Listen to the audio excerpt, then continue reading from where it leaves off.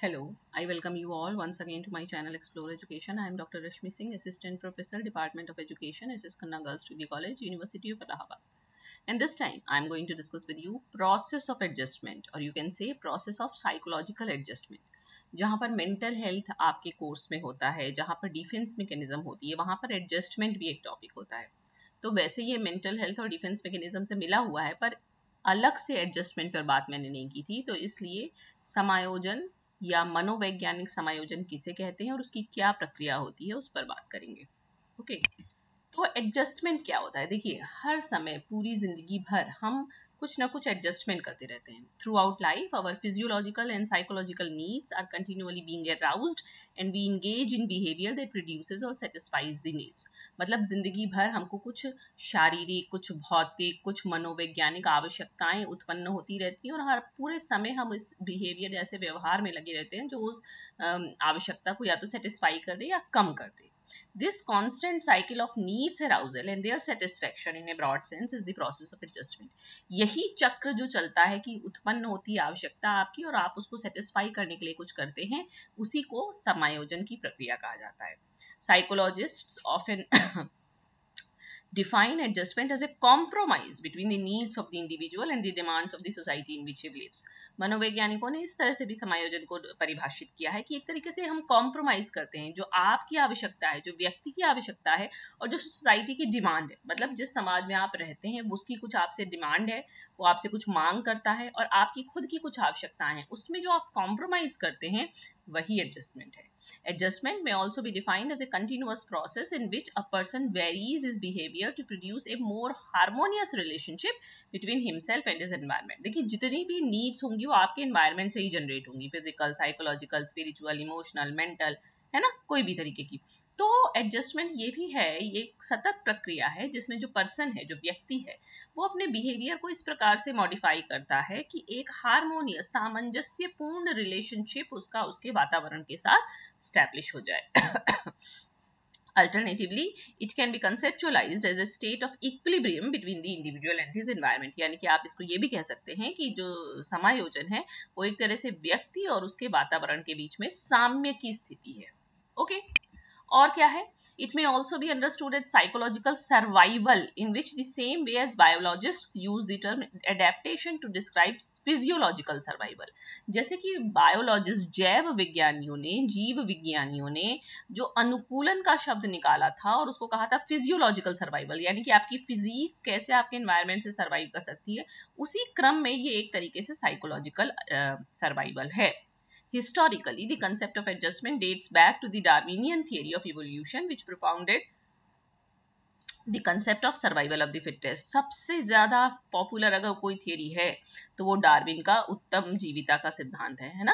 वो कहता है कि उसने कहा कि वही सरवाइव करेगा. जब वो इवोल्यूशन की थियरी दे रहे थे, जब वो विकास की थियरी दे रहे थे, तो उन्होंने कहा कि वही जीव जाति प्रजाति सरवाइव कर सकी जो जिसने सबसे ज्यादा बदलते वातावरण के साथ अपने आप को अनुकूलित किया.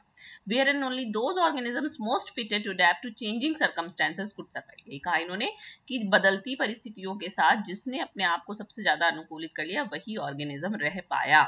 तो उसी तरह से जैसे कि एडजस्टमेंट है, एडेप्टेशन है फिजियोलॉजिकल टर्म में, उसी तरह से एडजस्टमेंट है साइकोलॉजिकल टर्म में, है ना. Adjustment must thus be envisioned as a dynamic interact. चूंकि सतत चलने वाली प्रक्रिया इसलिए डायनेमिक है. आपके और आपके वातावरण के बीच में इंटरैक्शन हो रहा है इसलिए इंटरैक्टिव है. मतलब कि ये एक डायनेमिक इंटरैक्टिव प्रोसेस है आपके और आपके संसार के बीच में जिसमें कि आप रहते हैं और अनुभव करते हैं. ओके, कुछ अगर डेफिनेशंस देखें तो जेम्स ड्रेवर ने डिफाइन किया है कि adjustment means the modification to compensate for or meet special conditions. यानी कि समायोजन वो रूपांतरण है जो आप करते हैं जिससे कि आप कुछ विशिष्ट दशाओं से मिल सकें या कंपेंसेट कर सकें. अकॉर्डिंग टू वेबस्टर, उन्होंने कहा कि adjustment is the establishment of satisfactory relationships as representing harmony, conformance, adaptations और the like. उन्होंने कहा कि समायोजन क्या है? जो satisfactory ना, यानी कि आपको जो संतोषजनक रिलेशनशिप का निर्माण है जिससे कि सामंजस्यपूर्ण सामंजस्य झलके, आप उसके साथ हो गए, कन्फॉर्मेंस झलके और एडेप्टेशंस भी दिखे। The term adjustment refers to the degree to which an individual's personality functions efficiently. Adjustment का मतलब है कि किस तरह से व्यक्ति का व्यक्तित्व जो है वो एफिशिएंटली काम कर रहा है। It refers to the harmonious relationship between an individual and the environment. ये बात हो गई। In other words, adjustment is the interrelationship between organisms, environment and personality. यानी कि आपके और आपके वातावरण और आपके व्यक्तित्व के बीच में जो सह संबंध, सामंजस्यपूर्ण सह संबंध की स्थापना ही समायोजन है। अगर टाइप्स देखें तो इसके नॉर्मल एडजस्टमेंट है, एबनॉर्मल। नॉर्मल मतलब जैसा समाज चाहता है वैसा ही आप करें तो नॉर्मल है। जैसे कि कुछ हमारे नॉर्म्स होते हैं, जैसे कि कहा जाए कि बच्चा अगर माँ बाप की आज्ञा का पालन कर रहा है तो वो नॉर्मल उसका एडजस्टमेंट है। लेकिन एबनॉर्मल एडजस्टमेंट क्या है? प्रॉब्लम बिहेवियर या मैल एडजस्टमेंट, जिसको कुसमायोजन कहते हैं, है ना। यानी कि जो इस्टेब्लिश नॉर्म है मुझसे अलग, उससे डेविएट होकर कोई काम कर रहे हैं तो वो मैल एडजस्टमेंट है या एबनॉर्मल एडजस्टमेंट है। फिर एडजस्टमेंट प्रोसेस है कि प्रोडक्ट है ना। अचीवमेंट के रूप में आप एडजस्टमेंट को देखेंगे कि प्रोसेस के रूप में देखेंगे, तो आपका टॉपिक ही आपके कोर्स में दे रखा है प्रोसेस ऑफ एडजस्टमेंट, लेकिन एडजस्टमेंट प्रोडक्ट भी है। Adjustment as an achievement relates to how one can effectively perform his duties in diverse circumstances.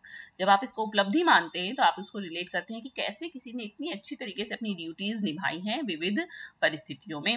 Adjustment is vital for a nation's progress as well. राष्ट्र की उन्नति के लिए भी जरूरी है। Military, education, sports and other social activities need well organised and well adjusted individuals for the progress of the nation. और जब आप एडजस्टमेंट को प्रोसेस मानते हैं तो adjustment is a process of great importance for psychologists as well as parents and teachers.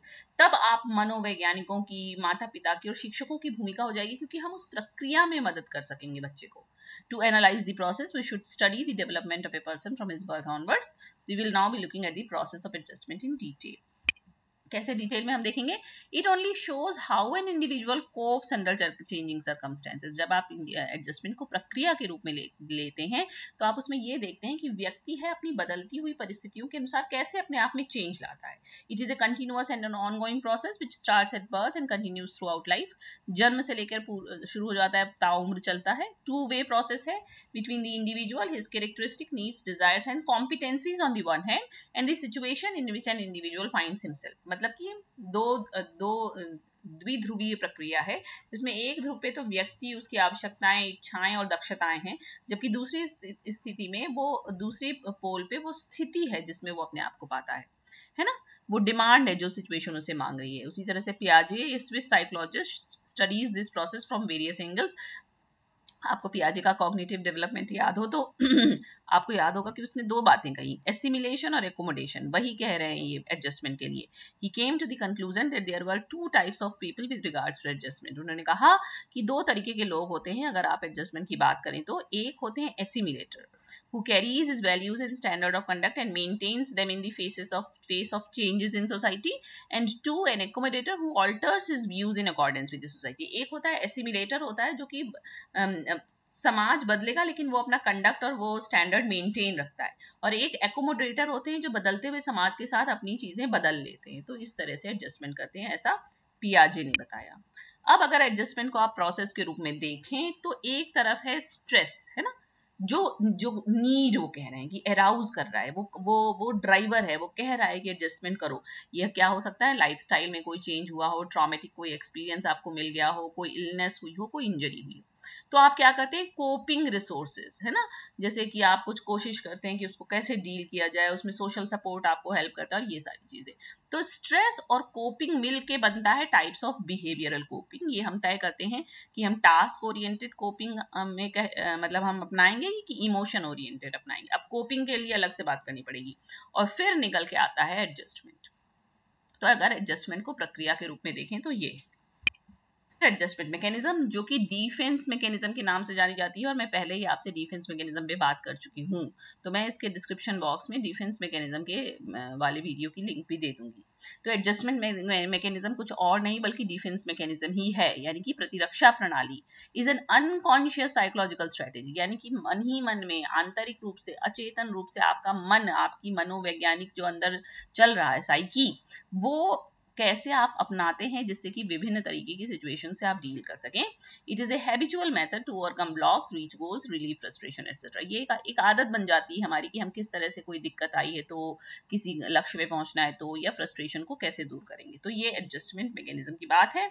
और adjustment mechanism कई तरीके की हो सकती हैं। अगर हम एडजस्टमेंट बाई डिफेंस, यानी हम कॉग्निशन से कुछ सोच के एडजस्ट करने की कोशिश करेंगे, तो ये सारे मैं आपको बता चुकी हूँ, इसलिए मैं यहाँ पे डिटेल आउट नहीं करूंगी। Repression, suppression, reaction formation, displacement, आप उसे दूर जाएंगे, कुछ फिक्स करेंगे, पीछे लौटेंगे, भूलने की कोशिश करेंगे, किसी और से आइडेंटिफाई करेंगे, ये आइडेंटिफिकेशन। फिर एडजस्टमेंट बाई स्केप, आप चीज से भागने की कोशिश करेंगे कि नहीं ये हमारे संग हो गया है, हम ड्रग लेने लगेंगे, अल्कोहल लेने लगेंगे, स्मोकिंग करने लगेंगे, कोई गलत काम करने लगेंगे। या एडजस्टमेंट बाई इलनेस, आपको कोई मतलब सोचते सोचते आप उसे एडजस्ट नहीं कर पा रहे हैं, डील नहीं कर पा रहे हैं, कोप नहीं कर पा रहे हैं, तो कोई साइकोसोमैटिक डिसऑर्डर हो सकता है, साइकोसिस, न्यूरोसिस की स्थिति हो सकती है, या कुछ स्ट्रेस डिसऑर्डर भी हो सकते हैं आपको, अगर हार्मोनियस रिलेशनशिप आपने अपने वातावरण के साथ नहीं बनाया है तो।